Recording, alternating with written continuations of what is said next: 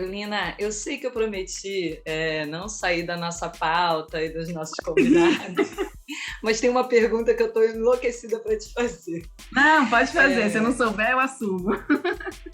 É o seguinte, a gente tem falado muito sobre o capacitismo estrutural. E aí, o que eu estou trazendo como capacitismo estrutural? Eu já ouvi de vários empresários, acredito que não seja só Rio de Janeiro, a questão da pessoa com deficiência que entra pelas cotas, né, pela lei de cotas, normalmente ela é desqualificada, ou seja, ela tem menos qualificação profissional mesmo. E eles, claro, como empresa não querem assumir isso, acham que é uma briga que é do governo, né, assumir dar educação para essas pessoas, e fica naquela guerra entre privado e público. Por que eu chamo de capacitismo estrutural? Porque eu acredito que essas pessoas só estão no lugar que estão porque o principal direito, né, do brasileiro, que é de estudar, não acontece. A gente também não tem acessibilidade nas escolas. Essa pessoa também, quanto menos recursos tiver, mais dificuldade vai ter para outras inclusões, né? Uma inclusão geral. E aí isso cai lá na empresa.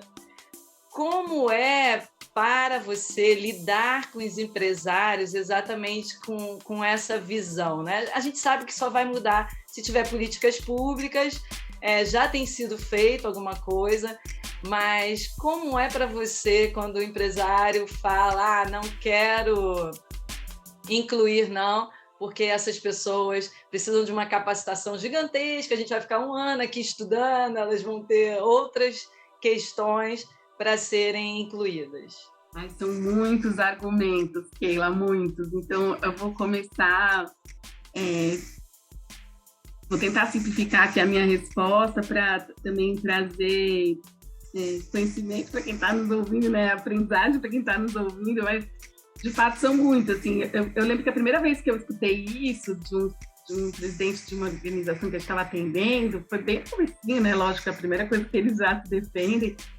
E aí eu fiquei sem resposta. Eu falei assim, cara, ele tem razão, né? Porque o governo não faz a parte dele e depois cobra das empresas. E eu acho que a gente acolher, eu entendo que a gente acolher que o que eles estão falando é legítimo, também ajuda eles a ficar mais com a gente e ouvir o resto que a gente tem para falar, sabe? Então já nessa conversa eu percebi, cara, ele tem razão e eu vou assumir isso junto com ele. Você tá certo. Então, você está totalmente certo. Pensar que o ser humano funciona assim, né? Com aprovação, que a gente chega apontando o dedo, a gente fala que você está errado, ele já vai fechar a porta para a gente, mesmo que ele esteja ali, ele não vai assimilar tudo aquilo que a gente está falando. Então, a primeira dica que eu dou é, gente, concorda, porque errado ele não está. Agora, outra estratégia que a gente tem para convencer executivos são os números, né? Assim, a gente, hoje eu conduzo, né, na liderança, sou CEO de um grupo que é a Talento Incluir, que é uma holding com 4 empresas, e tem hora que eu não sei tomar decisão sem número. Eu falo, gente, me mostra o número, se você mostrar o número, eu vou tomar uma decisão, sem ver número eu não consigo. Então, você entende a estratégia que o pensamento funciona, aí você vai lá e mostra o número, aí eu começo a mostrar para eles que, apesar do censo apontar 45 milhões de pessoas, também tem um estudo que mostra que só 9 milhões estão aptas para o trabalho. Então, a lei de cotas não abre nem 1 milhão de vagas. Então, quando a gente, empresa, cumprir todas as cotas, a gente não vai fazer nem cosquinha no que o governo ainda tem que fazer. Então, a nossa ação empresarial não exclui a nossa cobrança para o governo continuar fazendo a dele. O fato é que hoje a gente tem 9 milhões de estimativa aí de 9 milhões de pessoas com deficiência aptas para o trabalho, que já passaram por essa exclusão que o governo promoveu, que é a falta de acessibilidade, né? Pensando na amplitude da palavra, o capacitismo estrutural promoveu. Então, a gente tem que hoje resolver um problema para essa galera que está em idade economicamente ativa e não deixar de fazer a cobrança para o governo melhorar as pessoas que vão chegar no mercado de trabalho no futuro. Então, essa também é um argumento que costuma convencê-lo. Uma argumentação que costuma convencê-los. Agora, também tem um caminho que é a empatia, né? Promover a eles o exercício de se colocar no lugar. Eu falo que a maior parte dos clientes que me pedem para conversar com o presidente, a gente faz isso com bastante frequência, fala assim, leva só número. Tá bom, eu nem escuto, mas chega na hora eu conto a história, porque o storytelling envolve qualquer ser humano, né? Então, a humanização, e aí ele lembra que ele tem um sobrinho com síndrome de Down, que ficou a vida inteira segregado, e aí ele começa a perceber que essa questão está na vida dele. Eu mostro cases de executivos que adquiriram a deficiência e que também não esperavam, então a gente vai mostrando histórias para eles para a gente tentar promover a empatia.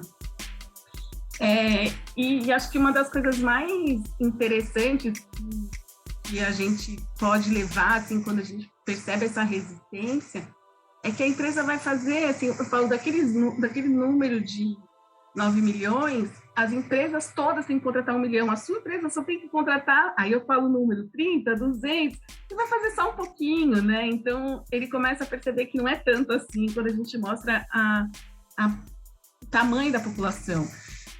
E também não entendo como 100% verdade que o público não é capacitado, assim. Eu falo, quanto mais eu mexo no formigueiro, mais eu encontro. Claro que, estatisticamente, a gente percebe que a evasão escolar do aluno com deficiência é muito maior, ok. Mas, para as cotas, para a quantidade de cota que aquela empresa tem, sabe, ela consegue encontrar pessoas. E precisa capacitar um pedaço das que ela tem que contratar? Precisa. Mas ela também capacita estagiário, ela também capacita trainee. Então, a gente só diz que agora é uma diferença diferente, né? É uma coisa nova que tem que entrar na nossa cultura de convivência. E a hora que a gente se acostuma com isso, vira processo, como é processo de capacitar qualquer pessoa aqui dentro. Então, tem alguns argumentos que a gente vai trazendo. E sobre o capacitismo estrutural, também é um argumento importante de contar, né? Além da educação, eu falo que a gente resume, quando a gente fala de capacitismo estrutural, do começo para até chegar no trabalho. E o começo é a família, depois tem a saúde, depois tem a escola, e aí chega o trabalho, e ainda tem questões socioculturais, que a gente é privado, né? Então, tem uma série de... Eu falo que a saúde é um drama, assim, né? No meu caso, eu gasto em torno de R$2.000 por mês por causa da minha deficiência, com medicação, com tratamento, com fisioterapia, com equipamento materiais para esvaziar a bexiga. O que significa que uma pessoa que ganha o mesmo que eu no salário, depois de um ano, ela tem R$24.000 a mais do que eu para investir na sua cultura, no seu estudo, enfim, então, ou para guardar, ou para ter patrimônio.